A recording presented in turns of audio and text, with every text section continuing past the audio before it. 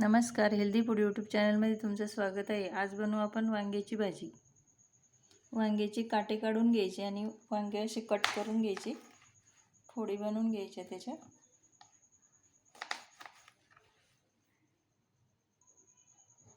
इकडे तेल गरम करायला ठेवलं होतं, त्याच्यामध्ये आपल्याला वांग्याची फोडी या तळून घ्यायची आहे। हे वांग्याच्या फोडी तळून घेतल्या आपण। आता याची आपण भाजी बनवू। कढईत थोडं तेल घेऊ भाजी करायसाठी। याच्यामध्ये टाकू मोहरी,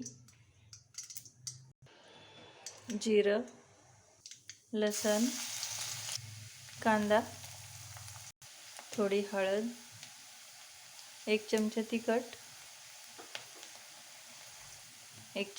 2 चमचे गरम मसाला टाकू, 1 चमचा शेंगदाणा कूट। चांगलं मिक्स करून घेऊ